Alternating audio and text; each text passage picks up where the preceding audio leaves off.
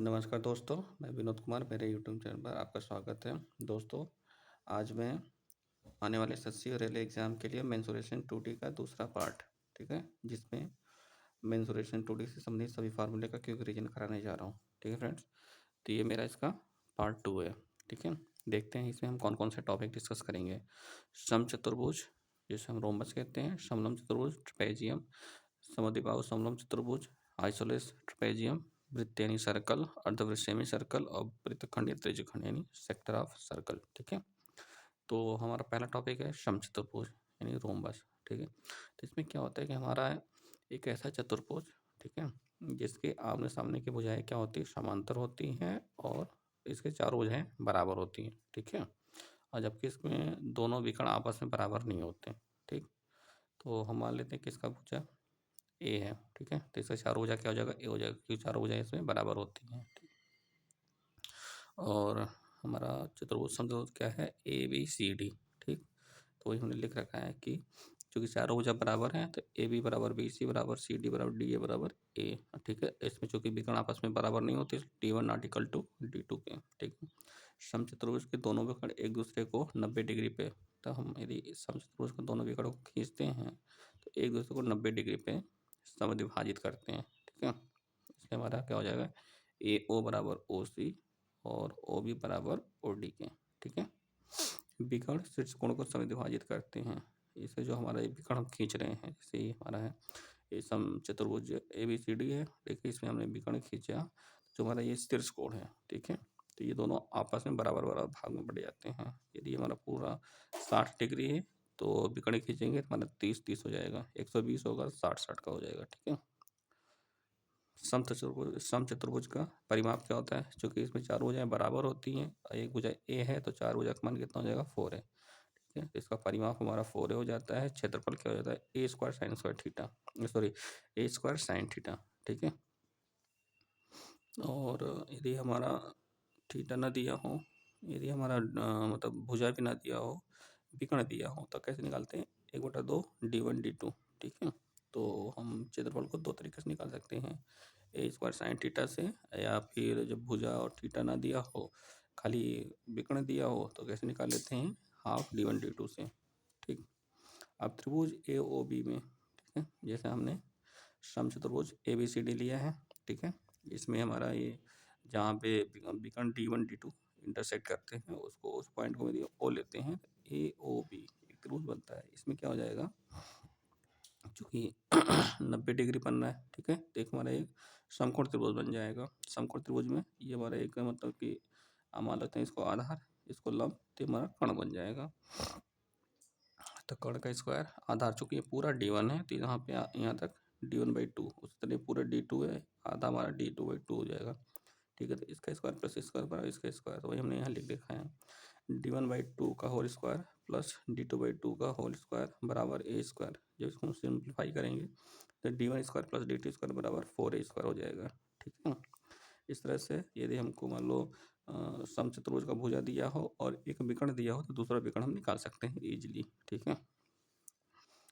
अब एक नया पॉइंट है, समचतुर्भुज के मध्य बिंदुओं को मिलाने पर एक आयत बनता है। जैसे हमारा समचतुर्भुज ए बी सी डी है, ठीक है? यदि हम इसके मध्य बिंदु को मिला रहे हैं तो हमारा जो एक दूसरा चतुर्भुज बनेगा वो हमेशा क्या होता है, एक आयत बनता है, ठीक है? तो यानी हमारे इस तरह से पी क्यू आर एस क्या हो जाएगा, एक आयत हो जाएगा। और आयत के मध्य बिंदुओं को मिलाने पर एक समचतुर्भुज बनता है। मतलब यदि समचतुर्भुज के मध्य बिंदु को मिलाएंगे तो आयत बनेगा और आयत के मध्य बिंदु को मिलाएंगे तो समचतुर्भुज बनेगा, ठीक है फ्रेंड्स? आइए अगला टॉपिक देखते हैं। अगला टॉपिक हमारा क्या है, सबलंब चतुर्भुज यानी ट्रेपेजियम, ठीक है? तो इसमें क्या होता है कि हमारा आमने सामने की भुजा क्या होती है, समांतर होती है, ठीक है? और ये आपस में बराबर नहीं होते और समांतर भी नहीं होते, ठीक है? हमारा इसमें एक विकर्ण d1, ये d2 हो गया। और हम यदि जो इस भुजा से यदि हम इस पे आधार पे एक लंब डालें, ठीक है, तो हमारी क्या होगी, लंबवत ऊंचाई हो जाएगी, ठीक है? तो क्षेत्रफल कैसे निकालेंगे, क्षेत्रफल हम निकालेंगे 1/2 गुणे जो समांतर भुजा उसका योग a प्लस बी इंटू दोनों भुजाओं के बीच के लंबवत ऊंचाई कितना है h, ठीक है? तो क्षेत्रफल क्या हो जाएगा, 1/2 गुणे ब्रैकेट में a प्लस बी गुणे एच, एच मतलब ऊंचाई, ठीक है। अच्छा कि इसमें हमारा समांतर भुजाएं होती हैं, ए बी और सी डी क्या है, समांतर है, और D1 D2 हमारे इसमें बराबर नहीं होता, ठीक है। इसमें परिमाप क्या हो जाएगा, समलंब चतुर्भुज का परिमाप क्या होता है, चारों भुजाओं का योग। यदि हमारा ए है, बी है, इसको हमने सी और इसको डी मान लिया, तो परिमाप क्या हो जाएगा, A plus B plus C plus D, ठीक है।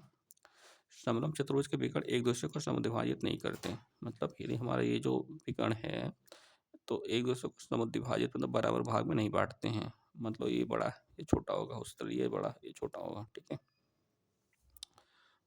अब हमारा मान लो फिर समलंब चतुर्भुज दे रखा है ए बी सी डी, ठीक है। यदि इसके हमारे चारों भुजा दिया हो, A B C D, A D1 D2 विकर्ण दिया हो, तो विकर्ण का स्क्वायर का योग क्या होता है, विकर्ण के स्क्वायर का योग D1 square plus D2 square बराबर C square plus D square plus 2AB होता है, ठीक है। और कभी कभी हमसे समलंब चतुर्भुज में देता है कि समलंब चतुर्भुज दिया होगा, ठीक है, तो हमसे पूछ लेता है कि यदि इसका क्षेत्रफल दिया हो, इसका क्षेत्रफल दिया हो, ठीक है, तो इन दोनों का क्षेत्रफल ज्ञात करना हो, तो इन दोनों का क्षेत्रफल क्या होता है, इन दोनों बराबर होता है आपस में, और क्या होता है कि इन दोनों क्षेत्रफल के गुणन का यह मतलब गुणनफल होता है, कड़ी में इन दोनों का क्षेत्रफल का गुणनफल, ठीक। तो ये हमने लिख रखा है ए गुणे ए बराबर A1 गुणे A2, ठीक है, या ए बराबर √A1 A2, ठीक। अगला कॉन्सेप्ट, यदि हमारा समलंब चतुर्भुज दिया है, ठीक है, और उसका मध्य बिंदु दिया हो, मतलब कि ए डी का मध्य बिंदु ई और बी सी का मध्य बिंदु एफ दिया हो, ठीक है, तो ये जो हम एक नई लाइन खींचते हैं ई एफ, तो ई एफ यदि हमें वो लंबाई निकालना तो कैसे निकालते हैं, a प्लस बी बाई 2, मतलब इस भुजा और इस भुजा समांतर भुजाओं का योग का आधा करते हैं, तो हमारा ये जो मध्य बिंदु वाली रेखा है वो मिल जाती है, उसकी लंबाई, ठीक है। तो यदि ए बी समांतर सी डी के, तो ई एफ बराबर a प्लस बी बाई 2 हो जाएगा, ठीक। अगला कॉन्सेप्ट देखते हैं, ए बी सी डी, ठीक। इसमें हम यदि विकर्ण को मिलाते हैं और विकर्ण के बाद हम विकर्ण दोनों विकर्ण के मध्य बिंदु को, जैसे मान लो D1 का मध्य बिंदु P है, D2 का मध्य बिंदु Q है, यदि हम इसको मिलाते हैं तो पी क्यू की लंबाई कैसे निकालेंगे, दोनों भुजाओं का अंतर बटे 2 कर लेंगे, ठीक है। तो ये है पी क्यू की लंबाई कैसे निकालेंगे, ए डिफरेंस बी अपॉन 2, ठीक है।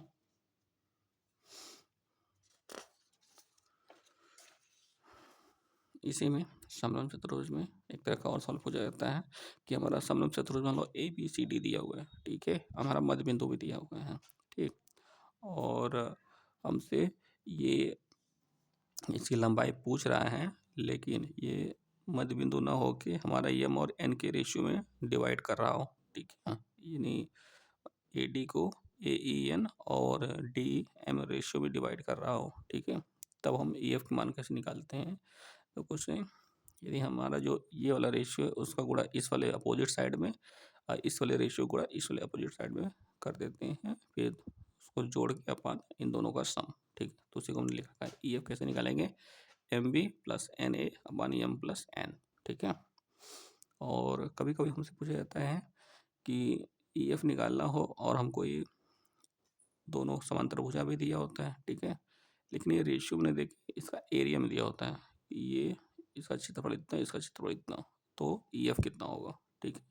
तो उसके लिए हम क्या करते हैं, ई एफ बराबर ब्रैकेट में M B square plus N A square upon M plus N, ठीक है।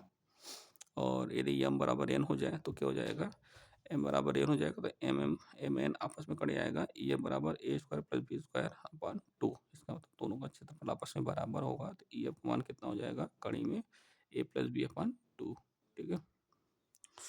अगला टॉपिक समद्विबाहु समलंब चतुर्भुज, ठीक है।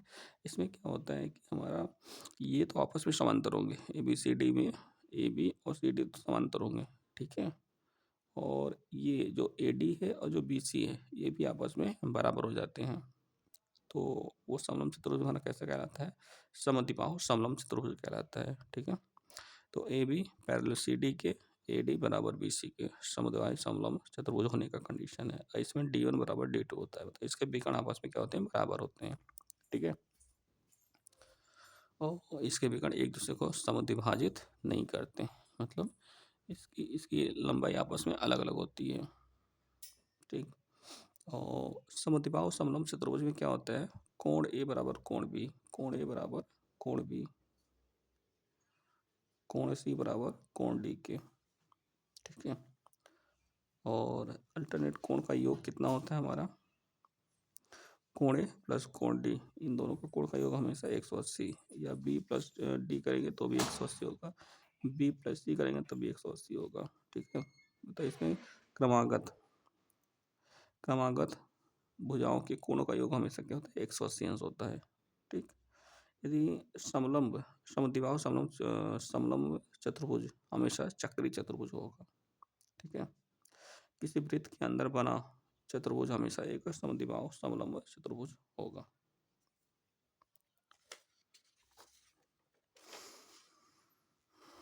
आइए अगला पॉइंट हमारा क्या है, वृत्त यानी सर्कल। सर्कल में किस तरह के सवाल बनते हैं, ठीक है। जैसे हमारा एक वृत्त है, ये इसकी त्रिज्या हो गई, ये हमारा केंद्र O हो गया, ए कोई बिंदु हमारा A है, ठीक है। तो O A हमारा क्या होगा, त्रिज्या, वृत्त की त्रिज्या हो गई, ठीक है। तो वृत्त की परिधि क्या होती है, 2πr, तो हमको पता ही होगा। वृत्त का क्षेत्रफल πr², ठीक है। अब इसमें कभी कभी जैसे एक वर्ग है, ठीक है, वर्ग के एक ये है जिसको हम सेंटर मान के एक चतुर्थांश खींचते हैं, ठीक है। उस तरह एक इसको सेंटर मान के एक चतुर्थांश खींचते हैं, ठीक है। तो इन दोनों के जो इंटरसेक्शन के बीच ये जो पॉइंट आता है, यदि इसमें एक वृत्त बनाए, वर्ग के अंदर एक वृत्त बनाए, तो इस वृत्त का क्या कहते हैं, त्रिज्या क्या होगा। इस तरह के सवाल हमसे मतलब सीजीएल 2017 मेन से पूछा गया था, ठीक है। तो देख लेते हैं इसका डायरेक्ट मतलब क्या त्रिज्या का मान कितना आएगा, ठीक है। इनकेस इन फ्यूचर का भी सवाल में अगर पूछा जाता है इस तरह का, तो यदि हमें ये वैल्यू याद रहेगा तो हम तुरंत सवाल अपना सॉल्व कर लेंगे, ठीक है। तो यदि हमें इस वृत्त की त्रिज्या निकालनी हो वर्ग की भुजा के टर्म में, तो कैसे हो जाएगा, इसको हमने मान लो हमने इस तरह से 3 केस बना हुआ है, तो इसको हमने R3 मान लिया था। R3 की हो जाएगा 3/8 इंटू वर्ग की भुजा, वर्ग का भुजा, ठीक है। उसी तरह यदि हमारा यहाँ न बना के यदि हम यहाँ वृत्त बना रहे हैं, तो इस वृत्त का त्रिज्या क्या होगा, ठीक है। यदि इसको हम R1 मानते हैं, तो R1 क्या हो जाएगा, R1 बराबर A/16 यानी A/16 हो जाएगा, ठीक। और मान लो हमारा एक केस होगा, ये हो गया। यदि हमारा अब यहाँ वृत्त बने तो उसकी त्रिज्या क्या होगी, तो उसका हो जाएगा R2, R2 बराबर A/6, ठीक। इस तरह से अलग अलग केस में एसएससी खासतौर से सीजीएल मेंस पे ऐसे सवाल पूछे जाते हैं, ठीक है। अर्धवृत्त यानी सेमी सर्कल, ठीक है। तो अर्धवृत्त मतलब वृत्त का आधा होता है, ठीक है। तो इसका क्षेत्रफल भी वृत्त का आधा हो जाएगा। तो मान लो हमने ये हमारा अर्धवृत्त बना दिया, हमारा ये क्या है, सेंटर O है और दो बिंदु A और B है, इसकी त्रिज्या R हो गई, ठीक है। तो अर्धवृत्त का क्षेत्रफल क्या हो जाएगा, वृत्त का क्षेत्रफल का आधा, यानी वृत्त का हमारा πr² होता था, तो इसका क्या होगा, πr²/2, परिधि क्या हो जाएगा, πr+2r, ठीक है। यदि हम r कॉमन ले लेते हैं तो ब्रैकेट में π+2, पाई का मान 22/7 होता है, 7 दूना 14, 22 36/7 हो जाएगा। इसका मतलब परिधि हमारे क्या होता है, 36/7 गुणे त्रिज्या, ठीक है।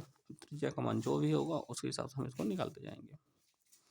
अब इस केस में अर्धवृत्त में भी 3 तरह का केस बनता है कि अर्धवृत्त दिया है, उसके अंदर कोई त्रिभुज बनाते हैं तो उसका क्षेत्रफल क्या होगा, ठीक है। या अर्धवृत्त के अंदर यदि हम कोई वो वर्ग बनाते हैं तो उसका क्षेत्रफल क्या होगा, या अर्धवृत्त के अंदर कोई वृत्त बनाए तो उसका क्षेत्रफल क्या होगा, ठीक है।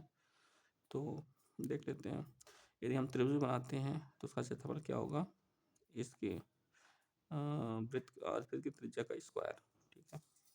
और इसी तरह यदि हम ये निकालते हैं, अर्धवृत्त में यदि वृत्त बना है तो उसका क्षेत्रफल क्या होगा, यदि इसको हम भुजा निकालें तो स्क्वायर कर देंगे, तो ए बराबर क्या हो जाएगा, 2/कड़ी में 5 इंटू आर, तो दोनों साइड का स्क्वायर कर देंगे तो क्षेत्रफल क्या हो जाएगा, A²/4/5 R² के, ठीक। और वहीं अर्धवृत्त के अंदर वृत्त बना है तो क्या होगा, तो πr²/4 हो जाता है क्षेत्रफल, ठीक है। नेक्स्ट, अब ये क्या है, जो हमने अभी अर्धवृत्त में त्रिभुज या वर्ग या वृत्त का क्षेत्रफल देख रहे थे, यदि उसमें आपस में रेशियो पूछा जाता है, R², ratio 4/5 R², ratio πr²/4। जब इसको सॉल्व कर लेते हैं तो अर्धवृत्त के अंदर बने त्रिभुज वर्ग और वृत्त के क्षेत्रफल का अनुपात किया जाता है 20:16:5 पाई। ठीक। अगला टॉपिक हमारा क्या है, त्रिज्यखंड यानी वृत्तखंड। ठीक है, तो त्रिज्यखंड के चाप की लंबाई, जैसे हमारा ये वृत्त है, ठीक है, इसमें हमने एक केंद्र को लेके एक त्रिज्यखंड बना लिया। ठीक है, जिसकी चाप हमारी एल है। ठीक है, तो इसके हमें यदि एल निकालना तो कैसे निकालेंगे, चूंकि हमारा टोटल का कितना होता है 2πr होता है, लेकिन हमको बस इतने एंगल का निकालना है, तो 2πr गुणे θ/360 कर देंगे। ठीक, और त्रिज्यखंड का क्षेत्रफल कैसे निकालेंगे, क्योंकि पूरे वृत्त का क्या होता है πr² होता है, लेकिन हमको बस इतना ही चाहिए, तो इसमें भी क्या हो जाएगा πr² गुणे θ/360 की। ठीक, अब इसको हम कन्वर्ट कर सकते हैं कि 1/2 गुणे 2πr गुणे θ/360 गुणे, चूँकि r² तो एक r यहाँ ले लेते हैं, तो ये देखते हैं हमारा क्या हो जाएगा। अब यदि हम इतना यहाँ से यहाँ देखें तो ये हमारा क्या है, यही चीज़ तो है, ये त्रिज्यखंड के चाप की लंबाई। तो 1/2 गुणे l गुणे r। ठीक है, ये त्रिज्यखंड का क्षेत्रफल, ये चाप की लंबाई, त्रिज्या दिया हो तो भी निकाल सकते हैं, और एंगल और त्रिज्या दिया हो तो भी निकाल सकते हैं। ठीक है, अगला केस, यदि हमारा एक वृत्तखंड है, ठीक है, यदि हमसे इस त्रिज्यखंड का क्षेत्रफल पूछा जाए, ठीक है, इस त्रिज्यखंड का क्षेत्रफल पूछा जाए तो कैसे निकालेंगे, माइनर सेगमेंट माइनर त्रिज्यखंड का क्षेत्रफल θ/360 गुणे πr² minus 1/2 r² sign theta. ठीक है, और मान लो हमसे बड़े वाले त्रिज्यखंड का क्षेत्रफल पूछा जाए तब कैसे निकालेंगे, तो ये हम क्या करेंगे, मेजर सेगमेंट का क्षेत्रफल। ठीक है, तो ये क्या हो जाएगा, ये हमारा मान लो कोण अल्फा मान लेते हैं, तो α/360 गुणे πr² plus 1/2 r² sign theta. ठीक है, तो दोस्तों